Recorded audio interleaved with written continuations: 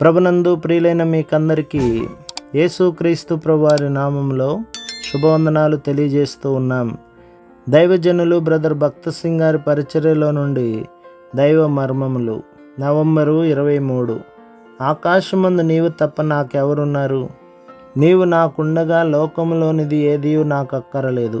కీర్తనలు 73వ అధ్యాయం 25వ వచనం. కొంతమందికి ప్రార్థన సులభముగా రాదు. మొదటిలో నా సంగతి కూడా ఇట్లే ఉండెను. ప్రతిదినము గంటల కొలది బైబిల్ చదివేడివాడను.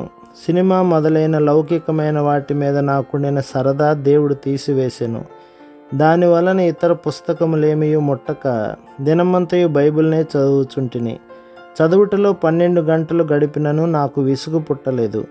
అనుదినము కూటములకు వెళ్ళుటకు ఎన్నడూ విసుగు కొనలేదు. అయితే 5 నిమిషములు ప్రార్థన చేయుట కష్టముగా నుండెను. ఎంతగా ప్రయత్నించినను కొద్ది నిమిషములు ప్రార్థన చేయునంతలో నా ఆలోచనలు ఎక్కడెక్కడో సంచరించును లేదా నిద్రపోవచుంటిని. ఇట్లు 2 సంవత్సరములకు పైగా గడిచెను. ప్రభువునకు స్తోత్రం. అటు తర్వాత ఆయనతో సంభాషించుట ఎట్లో ఆయనే నాకు నేర్పెను. ఇంత ప్రశస్తమైన అనుభవము ఇంకొకటి నాకు లేదు. వేరే కోరికలన్నింటినీ నా హృదయం నుండి ఆయన తీసివేసెను. ఆయనను సమీపించినప్పుడల్లా, ప్రభువా, డబ్బు కానీ జ్ఞానము కానీ మరింకేది కానీ అడుగుటకు నేను నీ దగ్గరకు వచ్చి ఉండలేదు. నన్ను ఎక్కడైనా ఉంచుము, ఎక్కడికైనా పంపుము. అయితే నేను నీతో ఉండవలెను, నీతోనే, మరి ఎవరితోనూ కాదు. ఈ ఘనత, ఈ ఆధిక్యత నాకిమ్ము అని చెప్పుచుంటిని.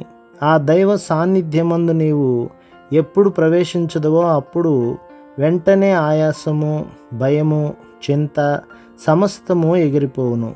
నీ భయము, నీ కష్టము ఎట్టిదైనను, నీ గాయములు ఎంత బాధాకరమైనవైనను ప్రభువైన యేసుక్రీస్తు చెంతకు పోయినప్పుడు ఇవన్నీ ఆయనతో చెప్పుకొనుము.